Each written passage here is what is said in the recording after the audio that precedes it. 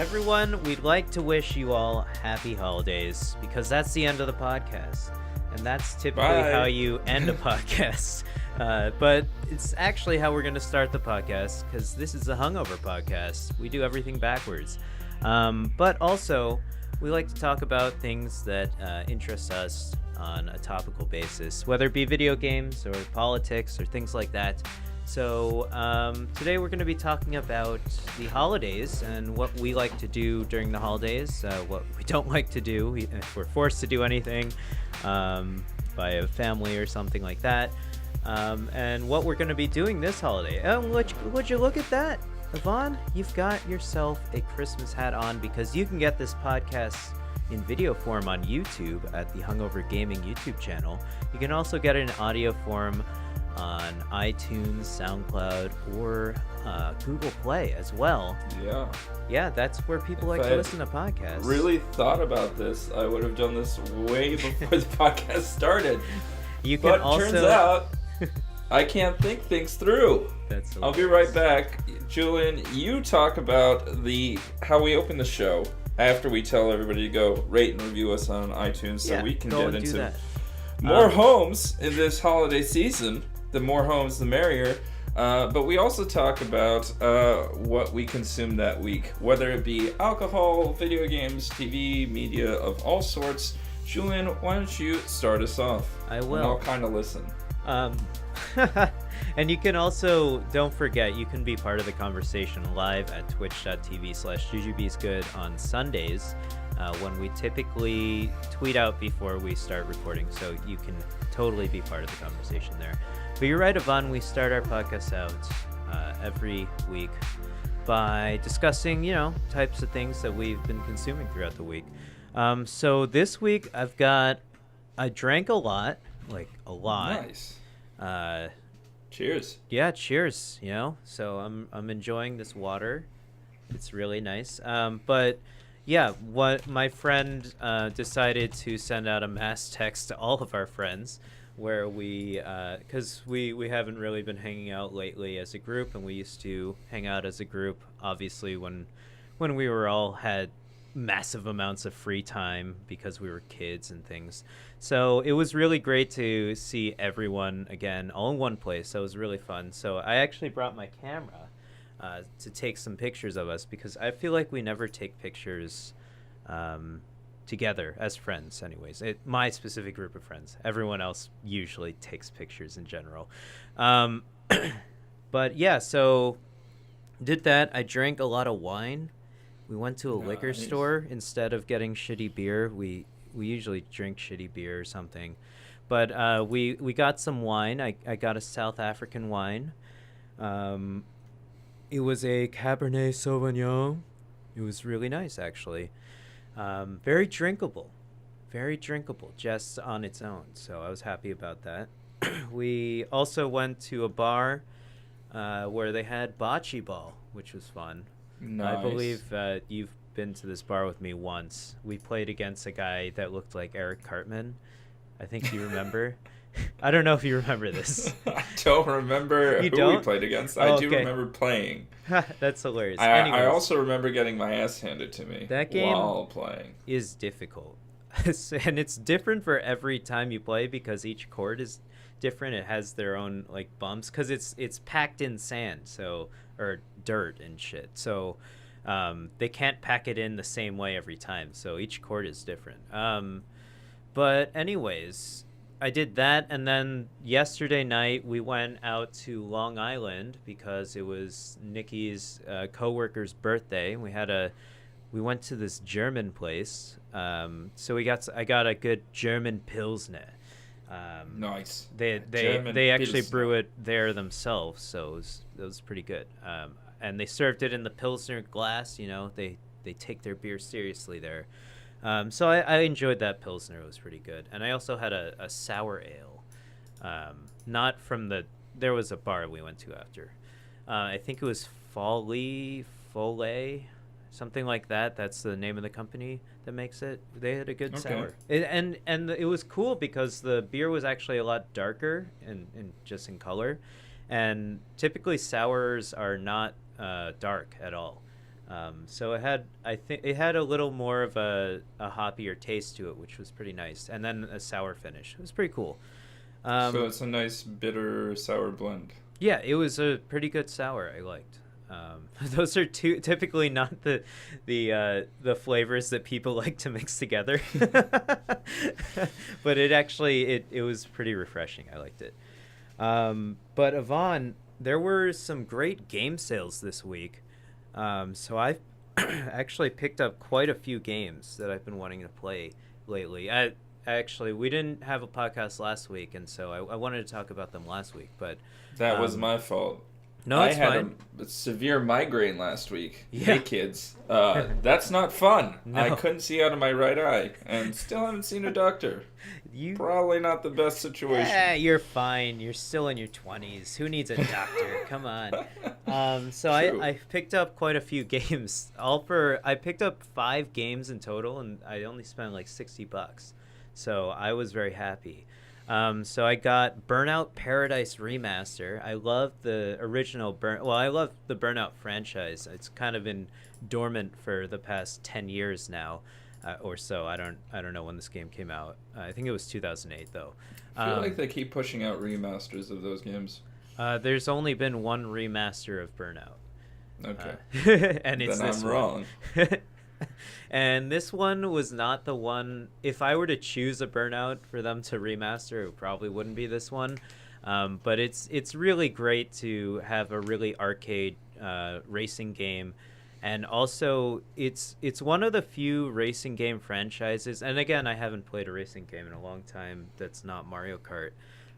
But it's one of the few racing game franchises that emphasized, crashing your car and or it might be the only one, but what the cool thing about it was you would always see the damage on your car and how totaled your car was getting. And a lot of racing game like Gran Turismo, I don't remember the last Gran Turismo, but I don't think they had damage graphically represented.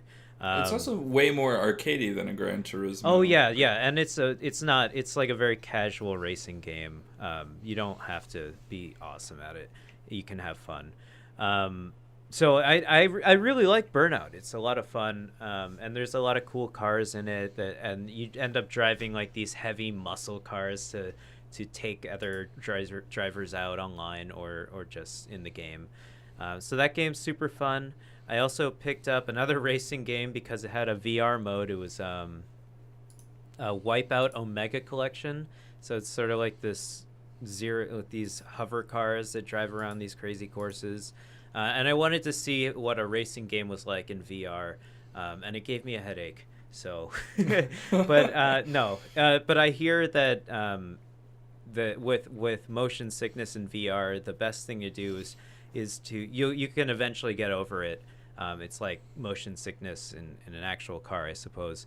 But you just you play until until you feel like a little queasy, and then you stop, and then you just keep doing that over and over again, throughout the week, and you'll eventually get over it. So that's what I hear. Someday it'll be VR. Fun. Yeah, someday. Yeah, I'm banking on. This is a long-term investment for me. I can't play it now, but yeah. So I got that, and then I also I have more games to talk about. I also got Shadow of the Colossus, the remaster. I can't get this wow! Remaster one. How many times have you bought this game? Just once, actually. Really? Yeah. The only time I bought it was on PS3. It's only been released twice. It's not like Skyrim. What? It's not like Skyrim, all right? I feel like Shadow of the Colossus has been re-released like 6 times. No, it got released on PlayStation 2 originally. Then they made it in 1080p and widescreen on PS3, and they bundled it in with the Ico game. I guess that's just what it's called. And then they remastered it this time. They remastered it in that they completely put it on a different graphics engine. And so it's not like your typical quote-unquote remaster where they're just making it run in 1080p or 4K and upscaling the graphics a little bit. It's actually on a different graphics engine, and it still controls the same way. So that's something I guess people complain about. But this game looks really amazing on the PlayStation 4, and I assume it looks even better on PlayStation 4 Pro.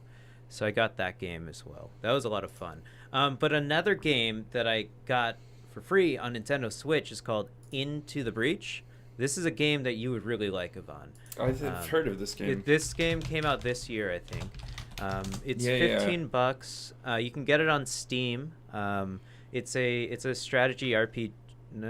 Yes, I was looking into getting this game, actually. It's a turn-based strategy game, and each level is a pretty small, bite-sized strategy thing that you got through. You're only like spending 7 to 10 turns or something, or like even fewer turns on the earlier levels. So basically, they have these set enemies that show up, and you place you have 3 units that all have, and you can unlock different types of units. So and they're like mechs, and so this is something you would like as well.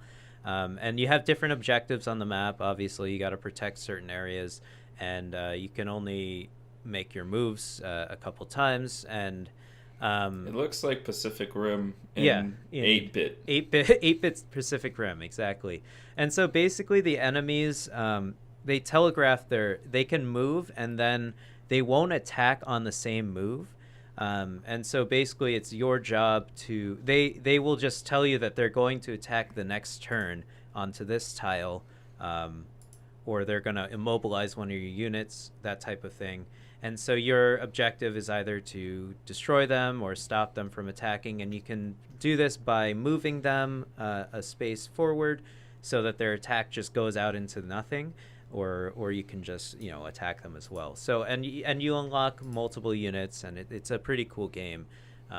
It's difficult as well, and so there's basically 5 islands, or I guess they're areas in the game. And so once you unlock them, you play through the first one, right? And if you die, and if you lose your mechs, or you fail the objective, or your power bar goes all the way down, you basically you send one of your pilots into the future, or no, back into the past, and then they relive the same experience, but with new mechs. So it's the idea is that it's like a roguelike or roguelite, I believe, in that you're only taking some of your abilities each. You're not building up. You're slowly building up to a really good run through the game, and you're taking some of the abilities from previous runs, but you're losing the majority of your abilities. So you have to get there's a little luck in there, but your strategy is really where it becomes important. And it's a bite-sized game. It's really great for Nintendo Switch. I've been waiting for a strategy game on the Switch. Even though they actually put Civ 6 on there, so I should probably get that instead. But Civ 6 is so much more complicated. Yeah. In terms of like a commute bite-sized game, this looks perfect. So that's why I got on Switch. And I think it might be perfect even just on the computer. You can just boot it up, and I'm sure it'll boot fast. And just play it while you're doing something else or whatever, because it's a turn-based game. I always game. Play something while I'm doing something I else. know. And I know that Civ 6 is too overwhelming for you, so you can't do that. Yeah, I really haven't played much of it because it really is too much. It's an overwhelming game. So I got that game, and then I also got Katamari Reroll, which is another remaster. That's the of Katamari Damacy. Damacy on Nintendo Switch. It's also, I believe, on PS4, I believe, if I'm not mistaken. And so, I mean, that game is just so much fun. And it runs in 1080p now, so that's cool. So that's awesome. I got all those games for $60. Think about that. That is a pretty good value. That's a lot of value. Yeah. For the price of a new game, getting all that stuff. Yeah, so I went in on it. I couldn't resist. Ivan, that's what I did. Sorry it was so long, but... No, that's fine, dude. How about you? What have you been up to these past 2 weeks? I have been up to a lot. Good. So, part of the reason that I got I was so anxiety and stress driven that I got a migraine is because I've been listening to a really cool book on Audible. And I know in terms of our media, we don't get into books too often. We should, though. But I really recommend, especially for Audible, this is a really good listen, although it is really anxiety driving. Okay. It's called The Man from the Train. And it is about a turn-of-the-century serial murderer. Okay. So this guy and his daughter, the Bill James and Rachel James something, McCarthy James, something like that. Mm-hmm. So he is an author who has written one of the most preeminent books on baseball. He's a really in-depth researcher, and he got his daughter to help him out. And basically, they attempted to really understand this guy who, at the turn of the 20th century, was murdering entire families with an axe. Okay. So he would get off the train, scout. At first, he would get off the train, scout out a house, and then when he was leaving the area, he would go in at night and murder everybody in the house with the blunt side of the axe, kill entire families. Not the blunt side. God damn it. No. Yeah, just smashing their heads in. In less than 5 minutes, families would be decimated. It's horrible. Yeah. And it's really scary stuff, anxiety driving, just listening to how easy it was to break in and how easy it was to get away. This guy was never caught, and he killed over 100 people that they were able to kind of suss out based on the 30 or so characteristics of the serial murderer. That's crazy. They trace him back to his very first kill, all the way through his last kills, and then he kind of disappears. And they even, by the end of the book, figure out who the murderer was. Okay. Most likely. It's a really, really good, really well-written book. It's very suspenseful, very tense.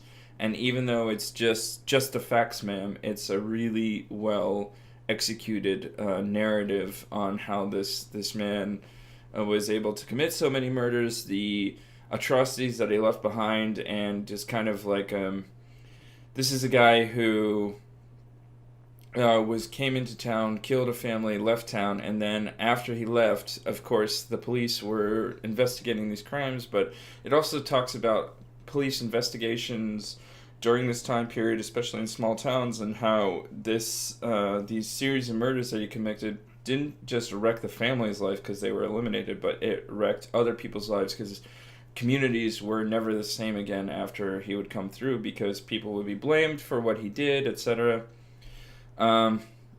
It's a really well-written book, and I really recommend it, even though it was so anxiety-driving that it caused me to have a migraine. That's nice. I also saw a movie on the HBO.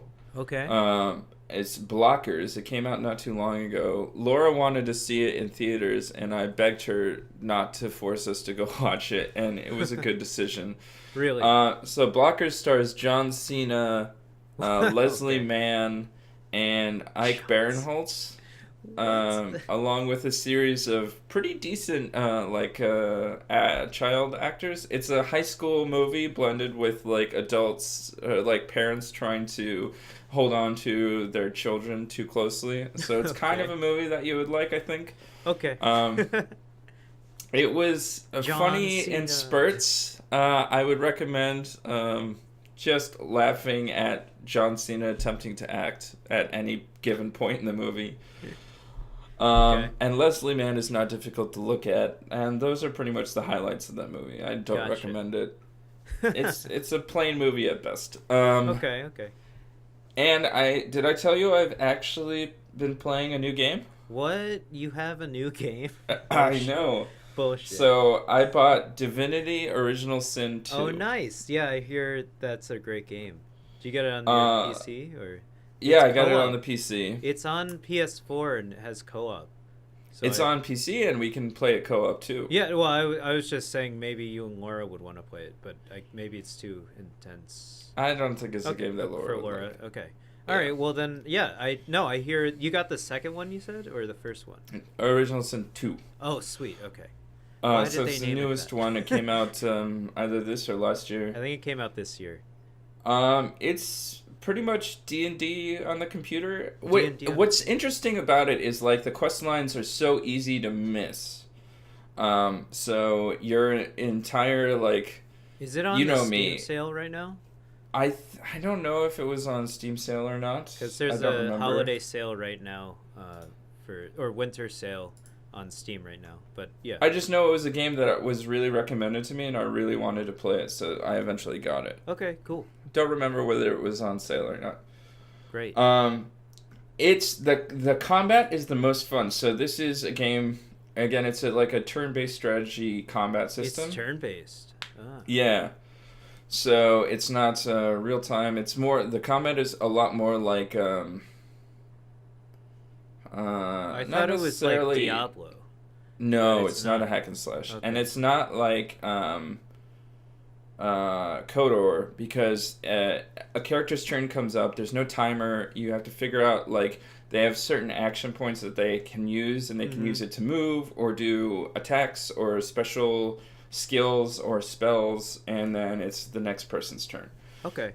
Which is more like XCOM than anything else. I see. It's a lot of fun. It's a very status based combat, so like you make people bleed or you make them wet, and then you combine that with other things. So like you can set blood on fire, or you can electrify water, or I have a pyromancer, so he sets people on fire, and then I have a hydromancer, so she casts spells that deal a lot with water, so that creates steam. And my hydromancer is also an aeromancer, so she can electrify the steam. Okay. And it's all about kind of combining as many statuses as possible. Okay. That's awesome. To maximize combat, basically. And there are a lot of different statuses. You can be terrified, you can be blinded, you can be stunned, you can be knocked down, you can be shocked, you can be bleeding, you can be cursed, you can be poisoned, you can be blah, blah, blah, blah, blah. You can be wet. It's just a lot of different things, and it's been interesting trying to really figure out how the combat system works. What I don't enjoy so much is the quest system. And the quest system is just like, it's really easy to miss quests or to like not get them. Like in Diablo, it's very linear, right? Right. You can get everything solved, and that's nice in its own regard because you don't feel like you're missing out on anything. Okay. In Divinity Original Sin 2, it's really easy to mess up quests, and especially when you don't mean to. Like, I wanted to set up this set of quests for one of the characters in my party, and I had to go talk to people. But then I ended up pissing off all of the town guards, basically, against me. And so, even though these town guards have never seen me kill another town guard before, for some reason, everybody knew that they needed to kill me. So, I was never able to fulfill the quest line in that way. Now, I've been able to do it in a kind of a different way, which is a nice thing, that there are multiple branching paths and different ways around things. But it's been quite difficult trying to figure out how to do all the quests. And there isn't a lot of information online about like walkthroughs or tutorials. It seems like this game isn't super duper popular to do that for. That's weird. We should do that then. Yeah, we could. Yeah, that would be cool. Here's our walkthrough, our multiplayer walkthrough. So I designed a character on my own. He's a Inquisitor Dwarf, which means he's a melee-based spellcaster. So he basically charges into combat, makes people bleed, and then absorbs all of their energy by making them bleed. That's horrible. Why would she do that to someone? But pretty awesome. Yeah, no, that is really cool. Okay, cool. So I've been enjoying the game as a whole. I put in a decent amount of hours, and I'm still impressed. At the very beginning of the game. That's great. And I've kept it hidden from you. Impressive, Ivan. Impressive. Too bad we play so much Overwatch, huh? No, I much prefer Overwatch. Overwatch is much more engaging, but this is a fun thing that I can like watch Gilmore Girls, which I started rewatching. And I have this setup where Gilmore Girls, the visuals is playing on my laptop, but the sound is coming through my computer, and I have to manually sync them up together through Netflix. What? I know. It's the worst. Wait. Oh, so you could... I only want to have one set of headphones on. Yeah, okay. I want to be able to hear my game and also Gilmore Girls, but I also want to be able to see Gilmore Girls. So I have the visual only playing on my laptop over here. So ridiculous. Oh my god. Yeah, well, that's the workaround if you don't have a second monitor. I understand. Yeah, that makes sense. No, it's super cool. I'm it's impressed. Not cool. It is, in fact, the worst. Okay, never mind. I'd be impressed if you like could actively pull that off very well every single time. I do that. Okay, almost you don't every single have to time I restart or something halfway through. Or every episode you have to do it. Every episode, because I don't have it on autoplay. Because I took off autoplay on Netflix because I wanted to have to make the active choice to choose a new episode. Okay. And what this in fact does is it helps me time out how much time I've been investing in video games. Okay. So previously when I was just playing Rome Total War and I was just listening to a podcast or something, like I don't have to listen to that game. I know all of the sound cues. And I could be playing for into 3 or 4 o'clock in the morning without knowing what's going on. That's awesome. It's really easy to get lost playing that game. But now that I have this set up, it helps me time out. So, like, I know, okay, I've spent at least an hour and a half in this game. Okay. And in terms of alcohol, I bought myself... Balvenie Doublewood. Okay. Which is a scotch that has been barreled in a sherry cask and then also barreled in an oak cask or some sort of nonsense. It's one of the only scotches that I've actually ever enjoyed. Wait, so they age it in cherry and then they age it again? Yeah, so it's a whiskey oak and then a sherry oak. So it's in a whiskey oak, and then all of it gets transferred into a barrel that previously contained sherry, and it gets finished in there. It's like I think sounds good. It's aged 12 years, so it's a really interesting combination, and it's not super peaty because it's Balvenie and it's awesome. Is it very smoky? That's what I don't like about scotch. I feel like that type of flavor is not appealing to me. It's way more smooth. Not appealing to me. It's sweeter tasting. Mm-hmm. It's way more akin to bourbon when they do it this way. Okay. Now I'm in. Bourbon you can get just a little bit of smoky flavor, but they're usually a lot smoother and a little bit sweeter. Than scotches, so I and whiskeys. So I like bourbon a lot more. So in Scotland like the way they make scotch is there are 4 main regions, and some of them are way more peaty than others, and the peatiness is like it's very characteristic of scotch, but it's also like one of the worst characteristics of scotch, I think personally. So when I'm choosing a scotch, I tend to shy away from the most peaty versions of scotch, and that's that smoky peat that you smell and then taste. It tends to give me a headache. And this Balvenie Doublewood, it's really smooth. It's pretty sweet for being a scotch, and I really enjoy the fact that it does like that sherry.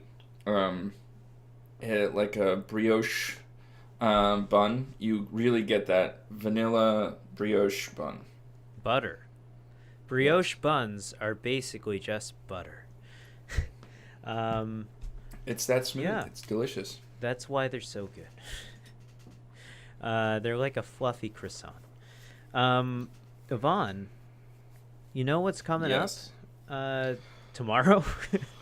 When this podcast airs? Oh my god! But no, I don't have all of my shopping done. Shit. God damn it! Tomorrow is Christmas Eve. Well, tomorrow for you guys, if you're not watching live, is Christmas. But tomorrow for us, as we're recording this on Sunday, is Christmas Eve. So that is a holiday that is celebrated a lot in America. Thank you outside. They're supportive.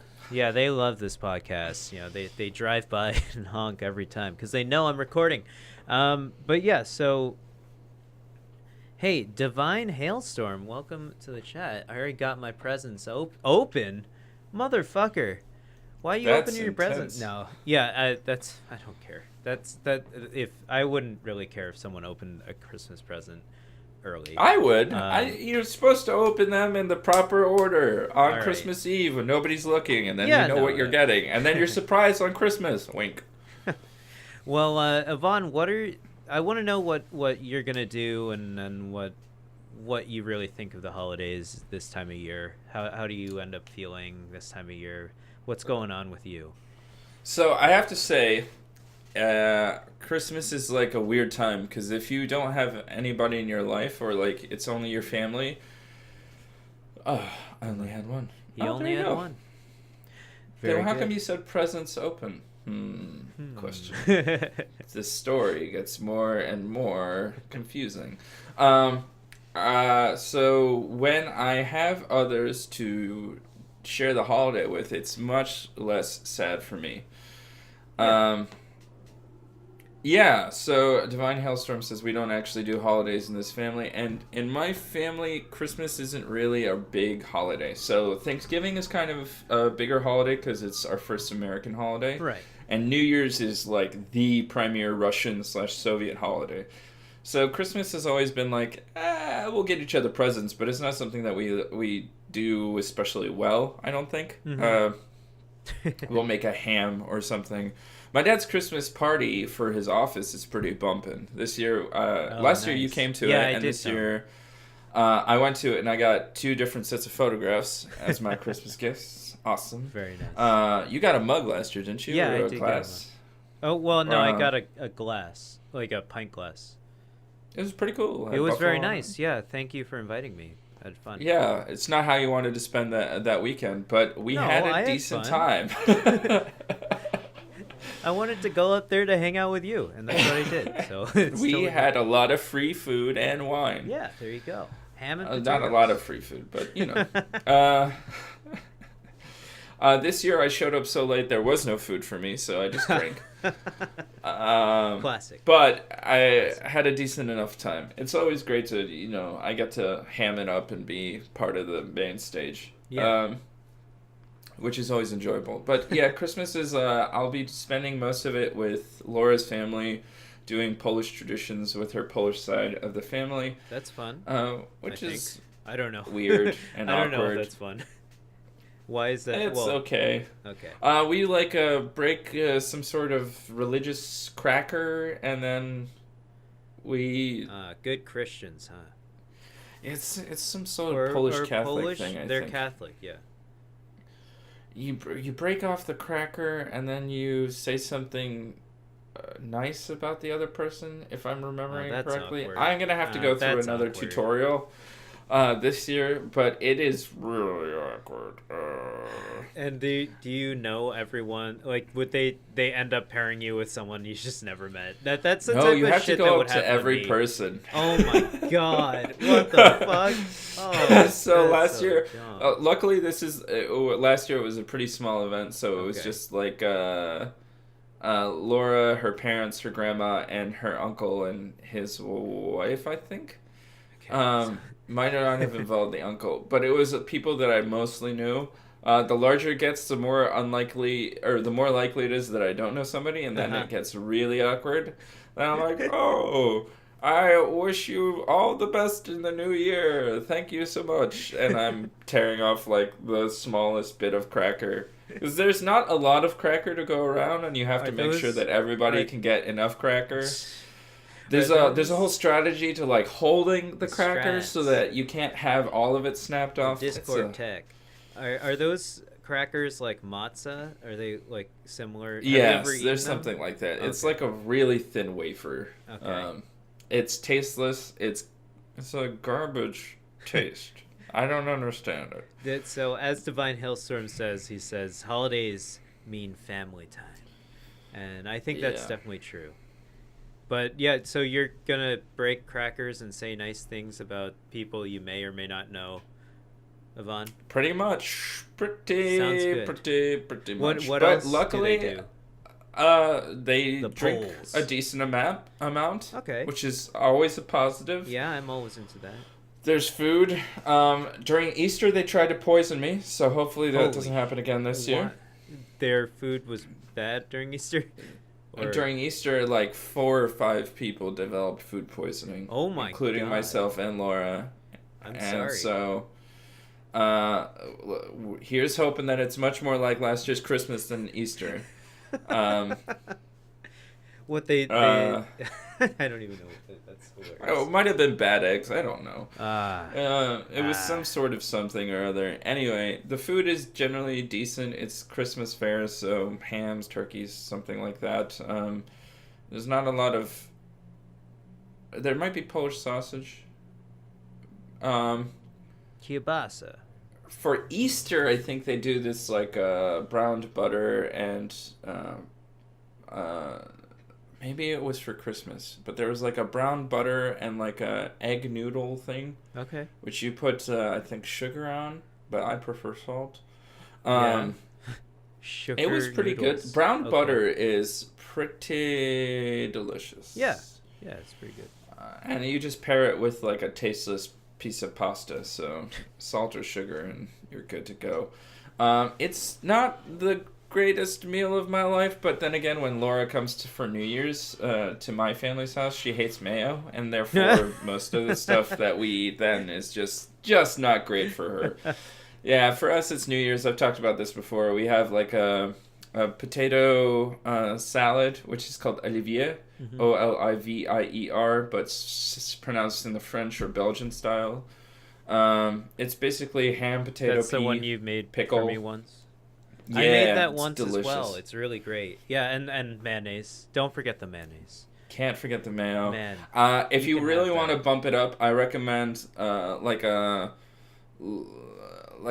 lightly salted pickle, or you know how you can get those like half sour cucumber pickles, and then pancetta. Yes, of course. Really elevates the dish. You can. That's a really great heavy side that you can have in your meal, or you could just have it all on its own, which I do sometimes. But it's really good, cold or warm, and I really love it. I've never had it cold. Or warm rather. It's fine. Well, I mean, the few times I've made it, it was warm because the potatoes were just cooked. So. Right. Yeah. That does tend to happen. Yes. The other thing, so my favorite dish, I have 2 dishes that one is unique, one is my favorite. So we do aspic fish for New Year's. So it's like a jellied, you do a fish bouillon and then you jelly it. And then, which reminds me, maybe I should bring shrimp and like really intensify the seafood flavor. Because I've got shrimp shells in my freezer. Yeah, you should do that. With cheesecloth. I have cheesecloth too. Anyway, going back to actual things. So it's like a boiled fish bouillon, and then you put in like pectin, so it freezes, like jellifies, and then you arrange like boiled egg and carrot in there, so that it kind of like has some That's interesting the jelly pattern Russian inside. shit that I've been trying to eat for ages, man. Come on, ever since you told me about it, I'm like, I really gotta get that. But no, there's no restaurants that I know of that would serve it. And during this time of year, towards New Year's, people should have it if they're real Russian. If they're actually Russian, they are forced to eat this. And if you want to, when you come visit me the next time, I'll make sure that we make it. Okay. It's cold? Yeah, it's cold, but you throw some horseradish on that bitch. Interesting. That's so interesting. It's fucking great. Well, how do you have a warm jelly? You can have it room temperature. You can have a room temperature. Fair enough. We don't. We eat it cold. That's weird. But I'm into it. I'm into it. It's dude. a real weird taste. It. Literally, almost nobody likes it. Definitely Laura included. The thing that is decent is our French salad, which is mayo, obviously. But it's blanched onion. Does mayonnaise ever go bad, by the way? Pretty much not. It doesn't. I've had... Well, I'm not kidding. I mean, same jar of mayonnaise for 2 years? Yeah, pretty much. Yeah. Yeah. No, it'll stay good forever. And I've tried it many times within the 2 years, and it's tasted fine, and it's not molding, and it's fine. As long as you don't leave it out... Yeah. On the counter. On your counter for a month while you're gone. It wasn't mayonnaise, was it? Or was no, it was sour cream. Or sour cream. Oh, boy. And when we were in college for winter break, Julien just left sour cream on the counter, and I came back, and there were 4 different distinct molds growing inside of it. 4 different colors. It was amazing. That is cool. Hey, at least it was contained, all right? It's contained. That's true. So I left rice in my rice maker for like a couple weeks. Yeah. And there were, of course it molded, but it molded in like distinct areas where I think it was like dripping or something. It wasn't the whole thing. It was like little like quarter-sized circles of mold in like 5 or 6 spots. Yeah, It's really weird. Once I left rice in the rice cooker, I think for some reason I left it there for over 2 days. Like, this is unheard of for me. But it's true. There was this really weird fuzzy pink mold growing on it, and God, that smelled horrible. But yeah, I had to get rid of it. I had like a purple, like a dark blue-gray. Man, the world of bacteria. You gotta learn about Fascinating. Fascinating. And the French salad is a layer of blanched onion with mayo to bind it, a layer of boiled egg with mayo to bind it, a hard-boiled egg diced up with mayo to bind it, and then a layer of shredded apple with mayo to bind it, and then on top, sharp cheddar. Oh, that's nice. It's really delicious, dude. Yeah, that sounds really good. It's amazing. And you get crunch from the blanched onion. And it's like sweet and savory and smooth. It's delicious. And so you do all this for New Year's? Yeah, New Year's is really the big one for us. What do you got going on for Christmas? Well, I mean, for the longest time, we don't make a big deal about Christmas in my family. And also my family's really small, at least the people that are in America, the side of the family that's in America. My dad's side of the family, I have 3 cousins, 2 of which don't live in New York, so we don't see them. And so and one that does live in New York, his wife, her family is in Virginia for the most part, so every other year they're not even here for Christmas. They typically alternate Thanksgiving and Christmas where they are. So this year they were in Virginia for Thanksgiving, so they're going to be here for Christmas. So we're going to have they have a daughter, so she's like 4 years old or something. And so, so they're going to come over to my mom's place, and we're going to have lunch. I never know what time people celebrate Christmas. I know that, when you have kids and you have the Christmas tree and things, they got to open the presents in the morning and stuff like that. And then I don't know what else you do the rest of the day, So I was only ever at one... Jesus Christ. Oh, my God. I'm sorry if you hear honking. Apparently my street is busy now. So I was only ever at one really traditional Christmas when I was dating a girl in college, and I went over there for Christmas, I guess. And they they bought like a million presents and things like that. And then we opened the presents in the morning, and then we went to the family in the afternoon, and then was a whole drawn out thing that took forever. And it was very nice, and I was very happy that they let me be part of it. But for Christmas Eve, I guess we're gonna go to Nikki, my girlfriend's aunt's place, to do presents and things. And they like to take Christmas shots, so I'm down. I that's like gonna them. Be fun. Yeah, so we do. We drink a lot there, and then we open presents, and everyone's happy. So I think that's the real. Once you're an adult, right? That's the real centerpiece of Christmas. Everyone's together with family or friends, and we're all, we get each other some presents. Sometimes it doesn't necessarily have to be a present at all. And we're all drinking, we have fun. I think that's generally what I do for Christmas. It's not like a big deal, but it's nice to see your family. I think. Depending. Yeah. Yeah, we don't have any traditions think... like breaking a cracker is what I'm saying. We just get together and eat and drink. That's what we do. I think that's part of holiday family time, as was mentioned before. It's everybody makes their own traditions, right? Yeah. I mean, breaking the cracker, not everybody's going to need to do that.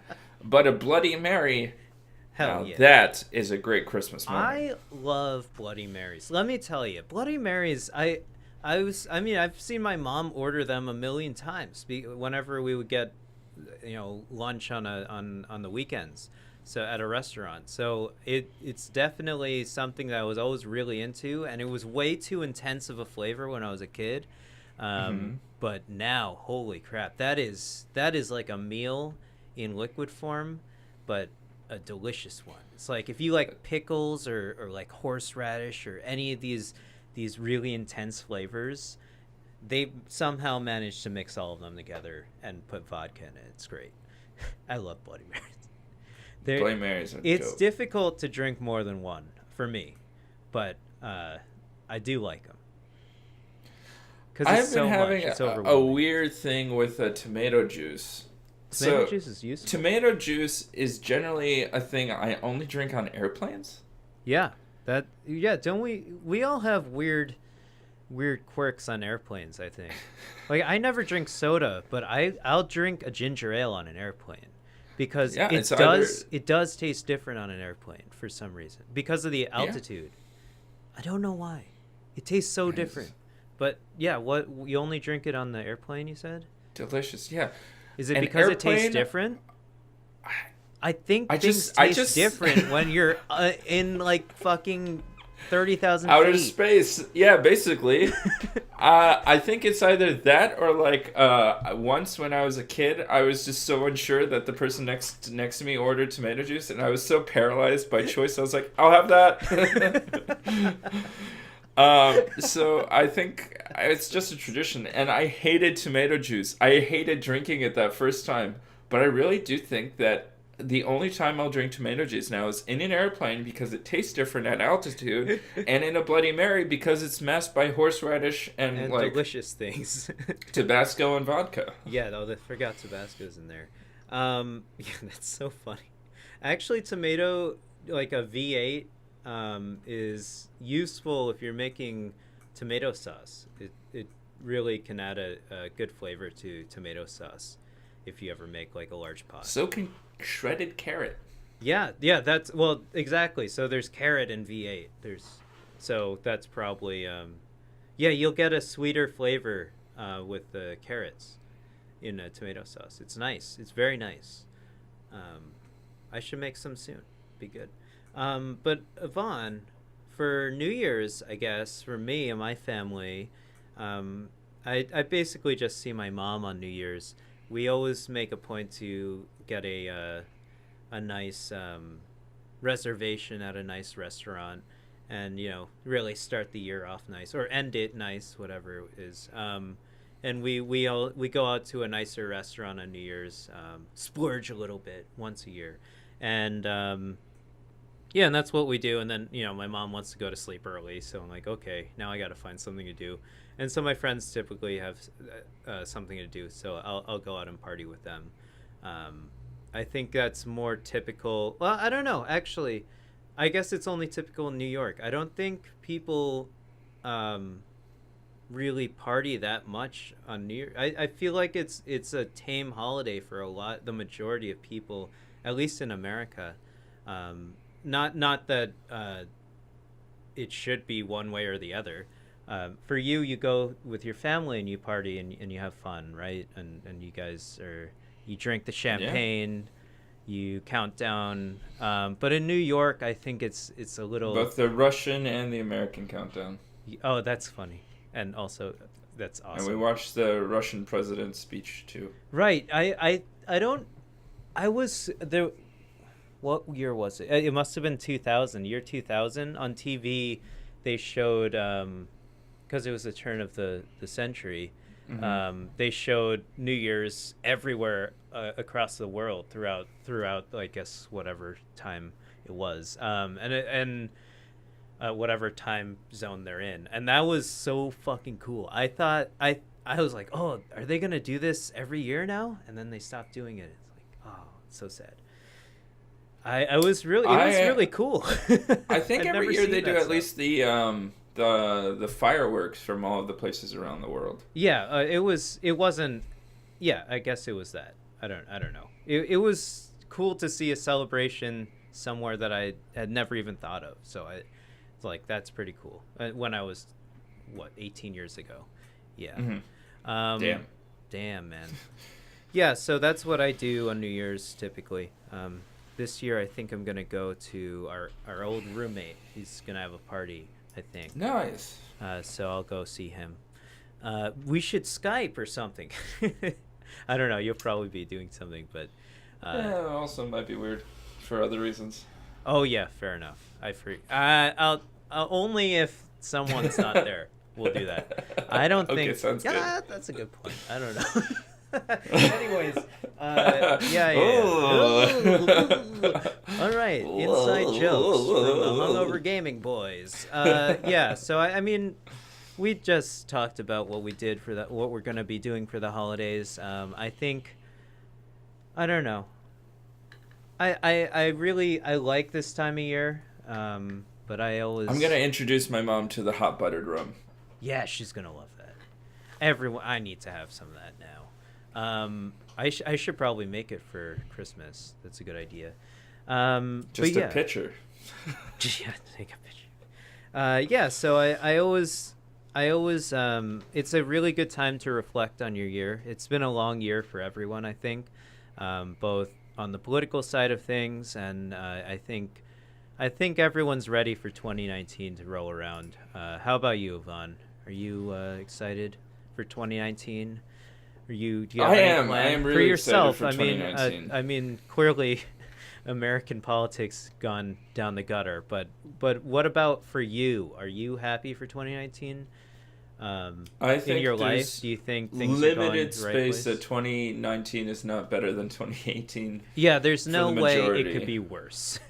Yeah, I'm very excited. I have really exciting job prospects that I'm, not counting my chickens before they hatch, but I'm really excited for what the new year can bring. I think I can take positive steps towards a career. Mm-hmm. This past year has just been bouncing around a lot of different jobs and passions and thoughts. But you gained a lot of valuable experience, I think. That's true. Yeah.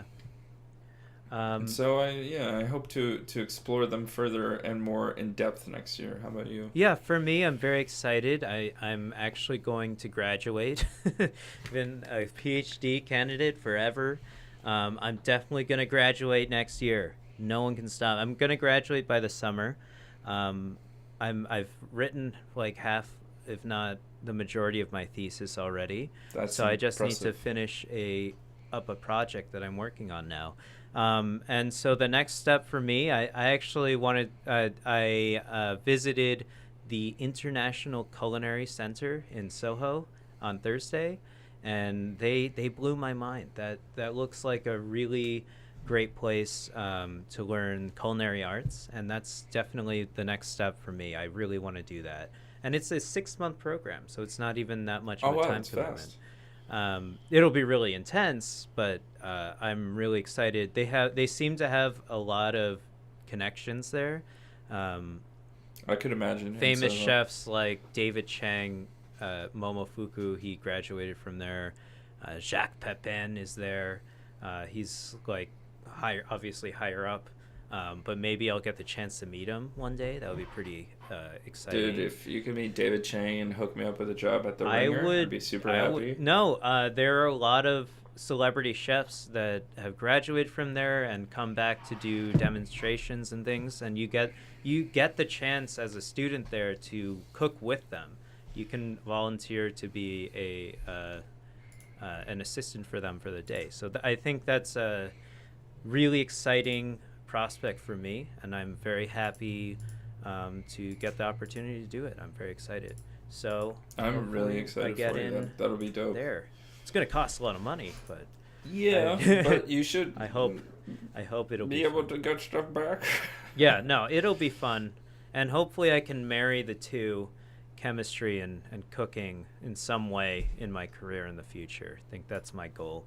But yeah, so I hope everyone. I mean, are we gonna do a podcast next week? You're bringing all your stuff, right? Yeah, I think we can. So this isn't the last podcast of the year. The last Hungover podcast. So definitely, we just wanted to have one just before Christmas and the holidays. I guess we miss Hanukkah for people, but we wanted to discuss what we like to do during the new year. And next week, what are we going to talk about, Ivan? Probably, don't we always do a state of console gaming in the year, at the end of the year. We could do that. But if you guys have any other suggestions, that was our first episode. We did the state of console gaming in 2017. We've done it every year since, and I think we've done it every year. We probably only did it once, but I think it would be a good idea to bring it all back, discuss some video games, and what we're excited for in the future of the next year. So that should be fun. But Ivan, we end our podcast every single week in a song in a segment called Hungover Radio. This is where you, the listener or viewer, can send in your music that you want to share with the community. So if no one sends in a song to gaminghungover@gmail.com, which the links are in the description below if you don't remember, then I get to pick one. And because I was playing Katamari Damacy, I would love to play a song for you guys called Lonely Rolling Star. This is one of my favorite songs in the game. And this game is, one, super quirky and visually stimulating, and it is a blast to play. It's a very casual game. You don't have to be good at games to play it. And you have so much fun playing it.